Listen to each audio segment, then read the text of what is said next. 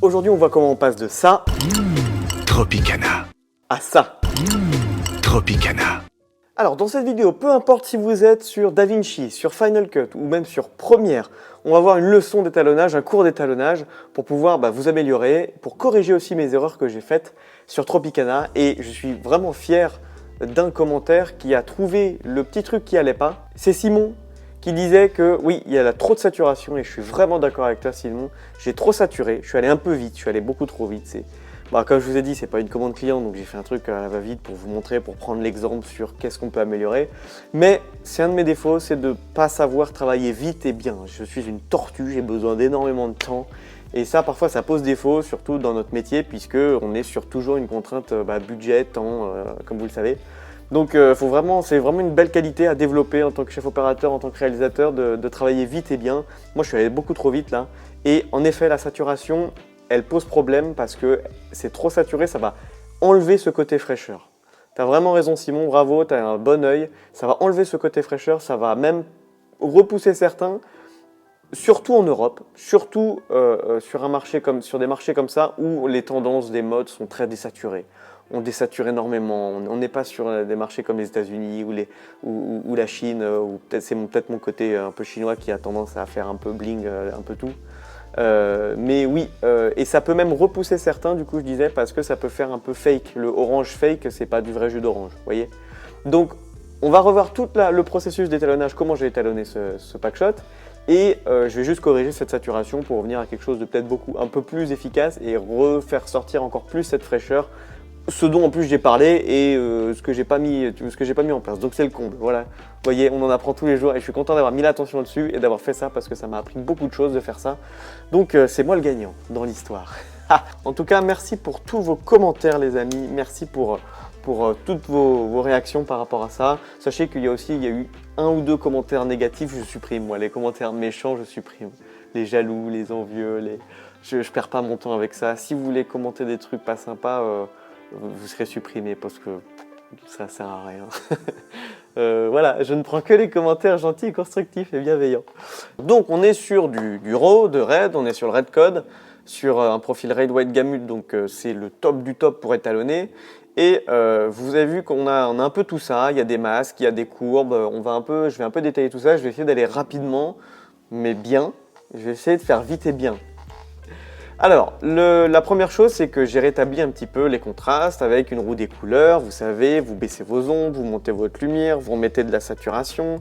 Ici encore, la saturation, déjà, je peux voir qu'elle est on peut commencer à être un peu trop fort. Donc, je vais commencer par la rebaisser un petit peu et on réajustera ça au fur et à mesure.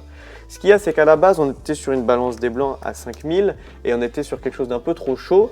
Donc, ce qu'on fait pour ça, qu'est-ce qu'on fait les amis? Si vous avez suivi la masterclass de colorimétrie, on va travailler avec un masque et avec le masque, ici, on va sélectionner une zone blanche, enfin du blanc quoi, et on va travailler à l'intérieur de ça sur la courbe des couleurs, sur l'adjustment layer qu'on avait pour rétablir un blanc un tout petit peu plus neutre comme vous pouvez voir sur le vectorscope ici.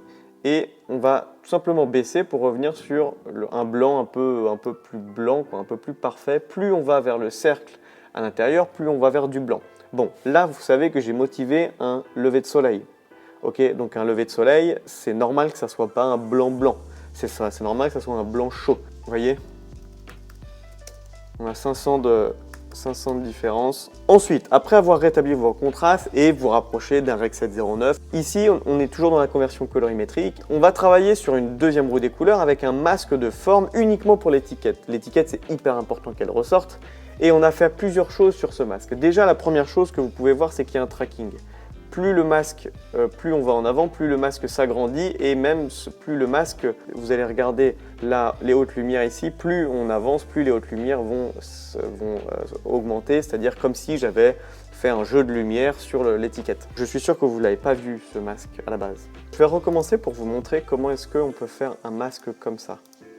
Hop, on va ouvrir une nouvelle roue des couleurs, on va prendre un masque de forme en haut ici, on va le former au niveau de l'étiquette, avec la dégradation du masque un petit peu plus atténuée, on va bien remplir notre étiquette sans aller sur les hautes lumières, augmenter le dégradé comme ça. On va revenir au début de notre rush. Et ici, on va mettre un key point sur, évidemment, les hautes lumières, donc ici en haut à gauche, et sur la forme aussi, pour pouvoir voir si on va modifier la forme. Donc on a 2 key points à mettre. Plus on avance, plus on voit qu'il faut, dès qu'on a fini le mouvement, que les hautes lumières puissent révéler un petit peu plus le produit. Hop, on va aller pas trop loin quand même. Et on voit qu'il faut le déplacer. Voilà. Voilà. Et on va même agrandir un petit peu. Voilà. Et normalement, on a un masque qui agrandit l'étiquette, tout simplement. OK? Donc ça, c'est à placer, évidemment, vous vous souvenez, vos calques sur Final Cut. On est sur un système de calque. Donc que ça soit celui-là ou que ça soit celui-là, c'est assez kiff-kiff. Je préfère le nouveau que j'ai fait. J'ai dû faire des petites bêtises sur l'ancien. Ensuite, on va travailler une courbe des couleurs pour faire tomber nos ombres. Les crushing shadows en anglais, c'est très important de faire tomber nos ombres pour rétablir au maximum ce contraste. Ici, avec une courbe classique en S. Et sur les hautes lumières, on peut même atténuer un petit peu, surtout que ça pourrait être beaucoup plus doux ici sur le background. Atténuer les hautes lumières. Peut-être que les ombres, on peut aussi les déboucher un petit peu et créer cette douceur dans les ombres. Ensuite, j'ai travaillé une courbe de teinte et de saturation. Ici, quand je l'active, il y a 2 choses qui se passent. La première chose, c'est qu'il y a la saturation du orange qui pète un peu, et ça, c'était mon erreur. Je l'ai faite ici, l'erreur. J'ai fait un masque, en fait, où j'ai mis à l'extérieur du masque, j'ai monté les tons orangés, et en fait, j'aurais pas dû. Ensuite, un petit peu moins à l'intérieur de ce masque, un petit peu moins orangé, pour rétablir un blanc un peu plus neutre. Vous voyez? Et on peut vérifier avec un masque de tracé à l'intérieur de ce blanc, si on prend les zones les plus lumineuses du blanc toujours. Et on est quand même sur quelque chose qui est un peu jauné, jaunâtre. Voilà, en fait la différence, vous voyez l'étiquette, la différence elle est assez flagrante. On revient sur une étiquette bien blanche, parce qu'on fonctionne sur 2 types d'éclairage. Un 2700 Kelvin en contre qui va amener de la lumière, notamment sur le réflecteur, sur les 2 réflecteurs, derrière il y avait 2 réflecteurs, et sur la lanterne à 5600. Donc on a un mélange de 2700-5600, c'est normal qu'on ait de la lumière chaude sur cette étiquette. Donc surtout en étalonnage de packshot, vous devez avoir une étiquette propre, une étiquette blanche et pas jaune. Maintenant, comme c'est le matin, s'il y avait un tout petit peu, ça va, mais vous avez compris. Ensuite, il y avait une autre roue des couleurs avec ce masque ici. Ce masque-là, c'était pour le jus. Ouais. Mais moi, ça ne me va toujours pas. Ce jus, il faut quand même rétablir la colo. Ce jus, c'est vraiment le cœur de cette vidéo. Ce jus, c'est le plus important dans ce packshot. C'est pas la bouteille. Pourquoi? Il y a un abonné qui m'a demandé ça, c'était Nicolas, je crois. Et du coup, il m'a posé une question intelligente par rapport à pourquoi est-ce qu'on voit plus le verre que la bouteille. C'est fait exprès. Ma direction photo, elle est faite pour qu'on voit plus le verre, qu'on se concentre plus sur le jus que la bouteille, et l'étalonnage va venir renforcer ça. Moi, j'ai envie que vous regardiez le jus pour soutenir le besoin, le désir de vouloir acheter du Tropicana, parce que vous vous projetez sur la sensation de fraîcheur de boire du Tropicana qui vous rafraîchit en chaleur estivale pendant l'été, et pas de vous concentrer sur la bouteille. La bouteille, tout le monde connaît Tropicana, c'est une marque déjà établie, il n'y a pas besoin d'image de marque à établir, ni de connaissances sur le marché. Tout le monde connaît. Donc vous devez vous concentrer sur le jus dans ces cas-là. Et le jus là, il faut qu'il ressorte plus que la bouteille. C'est pour ça que le masque ici, il va être utile. Il va être utile pour faire revenir peut-être un tout petit peu plus la saturation que la bouteille, mais je vais refaire revenir la bouteille aussi. Refaire venir les contrastes pour montrer aussi les glaçons, c'est une bonne idée. Je vais revenir un petit peu plus sur la saturation globale, mais pas l'étiquette. Donc, je vais revenir sur ici, mon masque de forme ici. Je vais travailler en extérieur, et en extérieur de l'étiquette, je vais pouvoir travailler la saturation globale. Attention, le vert prend aussi, donc le vert, il faudra que je le règle.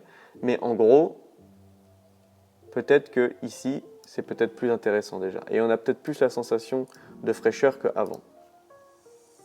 Ouais. Ensuite, du coup, pour régler le vert, il est pas mal, j'aime bien. J'aime bien. C'est celui-là en intérieur. Voilà. Et le regard, vous voyez qu'il se dirige beaucoup plus vers le verre que la bouteille. C'est mieux. Bravo les gars, merci les copains de commenter tout ça, de m'aider à parfois voir des choses que je peux pas voir parce que tout seul, quand on va vite comme ça, bah voilà. Ensuite, petit look très sympa. Moi je travaille avec M-Film Look, ok. Donc comme je vous avais dit, vous pourriez faire votre conversion Rec 709 ici à la base, mais moi je l'ai fait manuellement. Et ici on va travailler. Alors, est-ce qu'au niveau de la saturation, on a bougé quelque chose avec ça? Justement, je crois que ça désature un petit peu. On va voir ce que ça fait, puisque j'ai rajouté un LUT qui va me contraster un tout petit peu plus. D'ailleurs, je vais le baisser, ce LUT. Je vais le baisser à 35. Il va me contraster, il va faire tomber un petit peu mes ombres. Il va... qu'est-ce qu'il va faire? Il va faire tomber un petit peu mes hautes lumières, également. Vous pouvez le voir sur la luminance ici. Ouais, il va enlever du rouge. C'est pas mal. Moi, j'aimais beaucoup ce petit style. Un peu chaleureux, un peu, voilà. Sans, avec. Je crois que ça jaunit un tout petit peu. On rajoute un petit peu de chaud. C'est pas mal, mais je vais peut-être le baisser encore un petit peu. Voilà, après c'est un style, hein. C'est très subjectif. Du lens blur, j'aime beaucoup moi, travailler avec du lens blur pour se concentrer un petit peu sur le produit et bien flouter les alentours, renforcer ce bokeh. Du grain, un petit peu de grain, histoire de, voilà, c'est le matin, voilà, on peut rajouter des petits effets comme ça, le vignettage aussi également. Les bandes noires, je travaille pas là-dessus directement, j'ai rajouté un autre type de bande noire pour plus de contrôle et de souplesse. J'espère que ce petit cours vous a plu les amis. On part en Italie pour shooter chez Cartoni et ça va être vraiment monstrueux ces petites vidéos qui arrivent. J'espère vous régaler. Prenez soin de vous, je vous aime très fort, papa, 再见.